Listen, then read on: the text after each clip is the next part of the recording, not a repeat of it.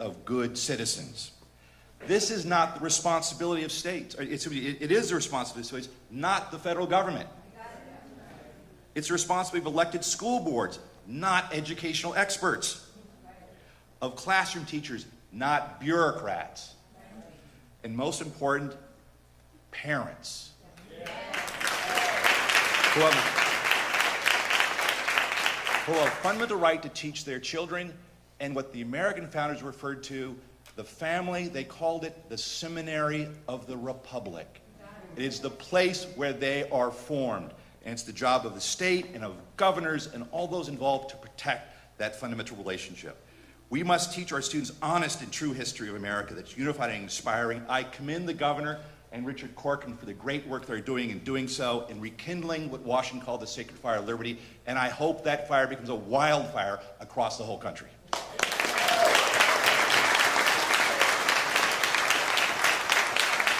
All right, Laylee, where are you?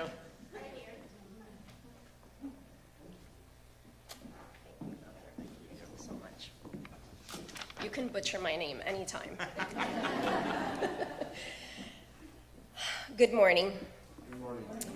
Firstly, I am grateful to God, the governor, and his team for the opportunity to be here with you guys. My full name is Eulalia Maria Jimenez. I am the mother, try that one.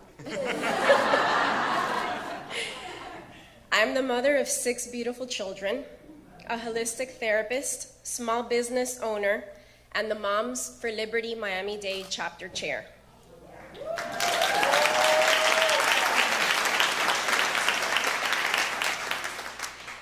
I was born and raised in Miami, Florida, of Cuban parents.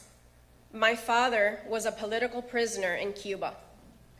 After serving his time, he fled Cuba, leaving behind a wife and a son. I have never been politically inclined. In fact, I was very resentful of politics. I grew up feeling that it made my father bitter.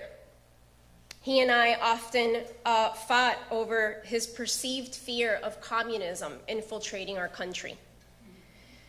I used to laugh and say, "Papi, you're crazy.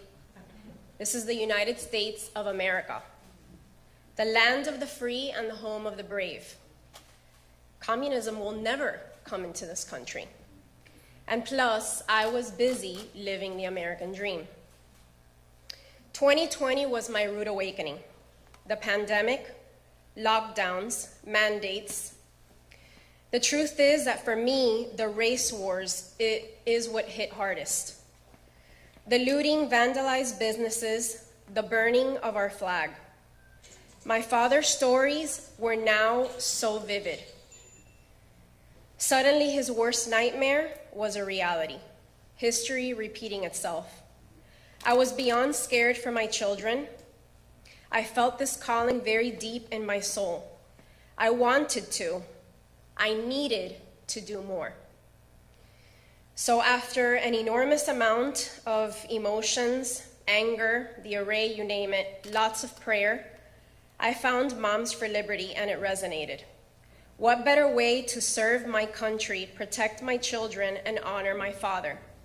I won't lie, it was overwhelming. It still is. So much I had overlooked in the school system. I was disappointed that for so long I had trusted the system and not questioned anything. This is not a secret anymore. There's a full-on attack on humanity, our country, our children. We have been complacent, and in this complacency, our freedoms are being stripped. God has been removed from our schools. The Pledge of Allegiance, although Florida law, sometimes is not recited. American history replaced by critical race theory. Certain manipulated versions of this theory prove it is a direct attack on the mental and emotional well-being of the children. Kids are guilted and indebted based on their race. CRT, no matter which way you slice it, breeds division and segregation. Our schools are meant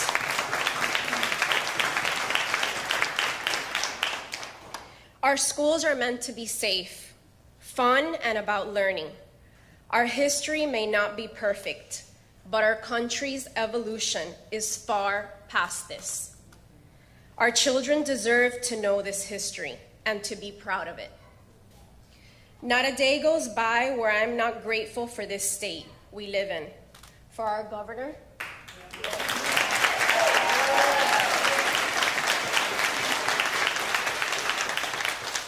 who fights relentlessly for the people of Florida. But it is we, the people, who must rise, unite, demand, and fight for our God-given rights and freedom.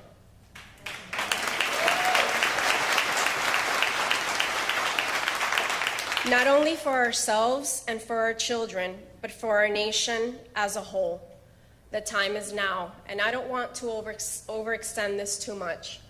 But I remember growing up, my father had an American flag, always, not only on him, but on our house, in his car. And under the American flag, he had the Cuban flag. And the Cuban flag was always smaller than the American flag. And I used to always think to myself, you know, little girl, it's not his country of origin. Cuba is. He never got over, you know, his fight for his country and leaving his family behind. But now more than ever, I understand my father. He loved this country. It was the country that gave him a second opportunity to rebuild himself. It is the home of the free and the land of the brave, or vice versa. But my father would have died for this country. And my children deserve to learn that.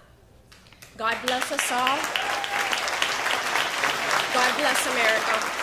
Thank you so much. You're wonderful. That was so good. Thank you for doing that.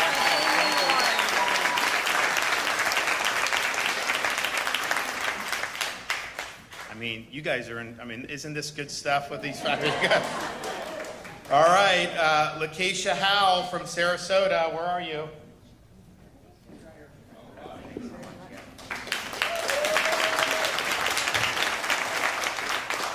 Thank you for having me. My name's Lakeisha Howell. I wrote a little speech, but I think I'm going to just ad-lib instead. I am a mother of 3. I'm from Sarasota County. I'm also a part of Moms for Liberty. I kind of wanted to just come and give my perspective as a parent and how CRT, which hasn't directly been implemented in Sarasota County schools, but there are forms of it. We have social emotional learning, which is implemented, and the funding behind that, and they're getting around it, just not calling it CRT, so to speak. I have 2 kids that are currently in the county school system, one that is set to start kindergarten next year. And I've teetered on the decision on pulling them from public schooling due to the decisions and the things that have taken place over the last 2 years, especially starting with the virus, coronavirus, and now with CRT. I'm a biracial mother. My kids are biracial. My grandmother is an immigrant from Ireland. And I grew up with the, more so the white side of my family, the Irish side. And that's who I was raised by. And, you know, one day, there's a little quick story, my 8-year-old came home from school and wanting to know, Mommy, why does Mimi, who's her grandmother, why does Mimi and people like Mimi, why do they feel like we're not good enough? And I was, honey, what do you mean? She's like, well, I always hear that people of color, people with brown skin like me, like we're oppressed or we're not good enough or it's harder for us. And I don't want my kids to be taught that. We should all be on an equal playing field. And at 8 years old, why is my kid coming home?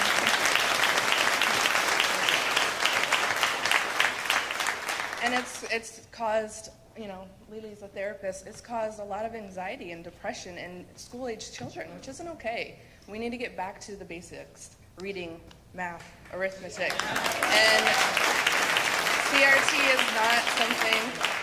CRT is not something I agree with at all, being especially a person of color.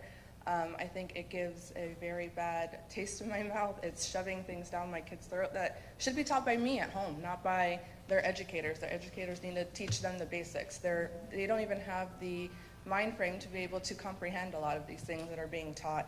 And, you know, we could get into the subject of the LGBTQ and all these other things. Kids are coming home telling parents at the age of 5 and 6, "Oh, Mom, I'm biracial," or sorry, not biracial, I'm bi, or I'm a lesbian, I'm this. And this is not what we need to be teaching in our schools. Our kids need to,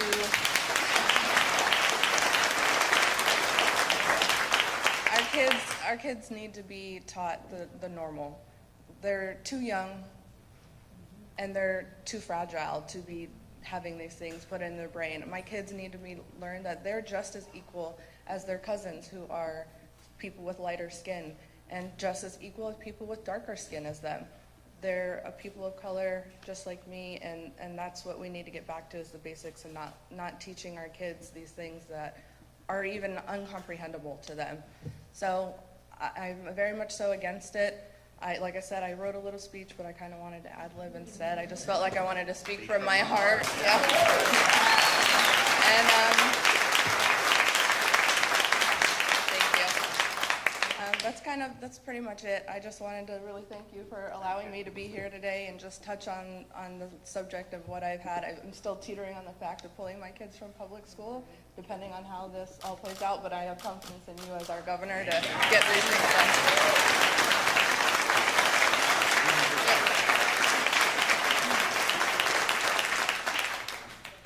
Well, look, parents, we believe in school choice. Parents can make these decisions, and that's absolutely great. But how bad would it be that she feels compelled that she may have to take her kids out because this is seeping in? That's why it's so important that we're doing what we're doing here and in the next legislative session.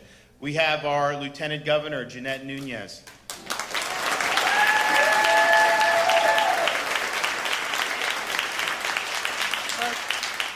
Good morning. What a pleasure it is to be here with you all. And I just want to thank our governor for his bold leadership with this proposed legislation that will put an end to the disease that is wokeism, that will make sure that we do not endanger our children, our students, our employees, and ultimately our country. And so Governor DeSantis is right. Here in Florida, we are not going to bow down to the altar of the progressive left.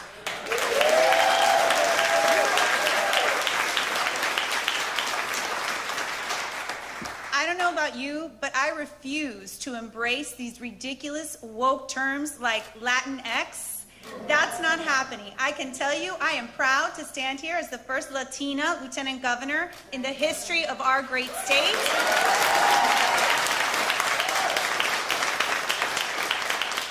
And I am offended by that term Latinx. And you know it's bad when the left-leaning fake news Miami Herald editorial board begs Democrats and progressives to drop the term. So this important legislation that will provide tools to our parents, our students, our employees, it is so important to make sure that we do not allow this type of discrimination. The same people that want to push Latinx and peddle that dangerous ideology that has its roots in critical race theory, I'll tell you something. Critical race theory is basically Marxism. The same Marxism that ushered in brutality. The darkest brutality in history that is obviously something that the Democrats love to romanticize, and they like to talk about socialism as this wonderful thing. We know the truth here in Florida, and we have a governor that stands firm every single day.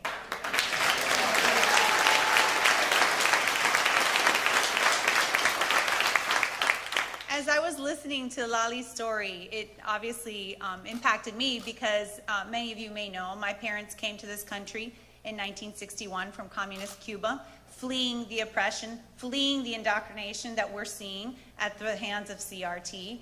And that is something that I will tell you, my parents, they loved this country. They came here with nothing more than the clothes on their back, but they were filled with courage, they were filled with hope, and they were filled primarily with gratitude. Gratitude for the greatest country in the history of Earth.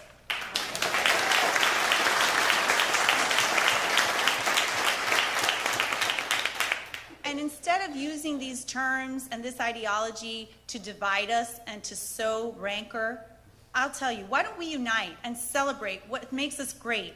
what makes us Floridians, what makes us Americans. And I could tell you, whether you're 7th generation or 1st generation, the most important thing is appreciation for this great country.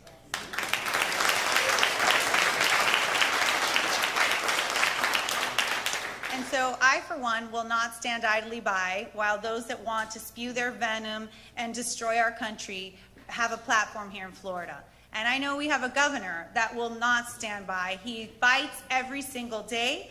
And I am thrilled that you all are here to join us on this journey to make sure that our efforts will keep Florida not only free, but woke free. Thank you all so very much. May God bless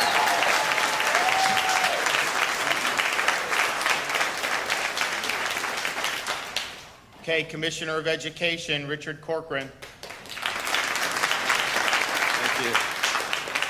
You know, it seems like forever ago, but it was a short time ago that the governor selected me to be the Commissioner of Education.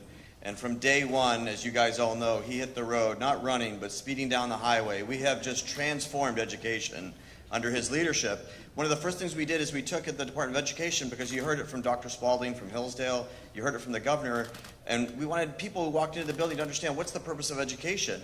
You hear so much now, we just got to get a job, you got to do this, but education is so much more. And so we quote Frederick Douglass in our building if you come. And Frederick Douglass, who escaped slavery, said that education is the uplifting of the human soul to the glorious light of truth. And what you have at play today, he went on to say, which is important, that to deny someone that world-class education, that beauty, that truth, that goodness, is the greatest crime against humanity. And so what you have today is this, literally, it's been going on for half a century or more, this indoctrination and this taking over our school system. And all the great philosophers, all the way back to Plato, would say, if you want to show me how you're educating your children, and I'll tell you your country's future. And you could say that today. And this governor has come in from our standards to teacher compensation to every aspect, civics. We have the first civics reading list in the history of the country in any state.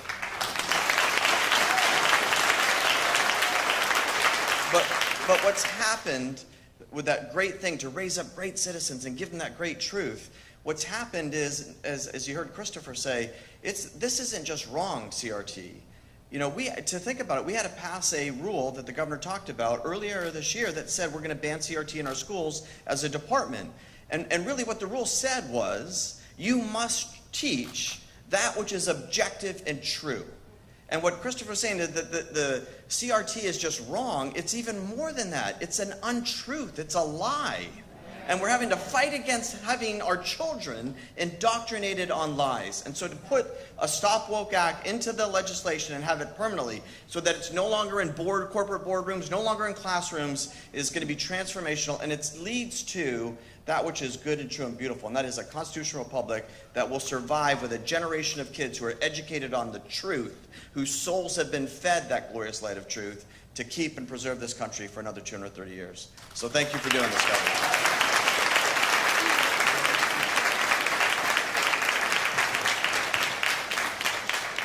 You know, I think a number of the speakers kind of raised the point, but you know, when I cited some of these school districts across the country that are doing all these crazy things, I'm just thinking to myself, are you doing so good at reading and math and all these other things that you can divert all this attention to ideology and indoctrination? I mean, come on. Most of those places that are doing that are performing much worse than any place in Florida. And so you know, we do have to, what Lakeisha said, is really focus on the foundations, on the basic pillars of what a good education is, and of course, certainly civics education is a big part of that. But by us protecting against CRT and this Stop Woke Act, you know, we're going to be making sure that that time in school is actually spent learning and not just being targets of indoctrination. And that is going to be a very good thing for parents throughout the state of Florida. So we look forward when we reconvene the legislature next month in January. We look forward to be able to making this, you know, a big part of what we're doing. We're also doing a lot of other stuff. I mean, you know, we're going to have a major program to help to give signing bonuses to police officers who move to Florida from other states because they're not being treated well there. We're going to make sure that no government or private entity in Florida is going to be facilitating Biden's reckless border policies, and we're going to have strong response there. And we're going to continue to making the state well managed and a good steward of your money. You know, I put out my budget last week, and it was $99.7 billion with over $15 billion in surplus. And the closest state to us in population is New York. They got about 3 million fewer people than us, and yet their budget, ours is $99.7 billion, theirs is like $230 billion. They have high taxes, all this other stuff, and yet our infrastructure, roads, education, higher ed, it's all better than what they're doing there, and we have the lowest taxes per capita in the country. So,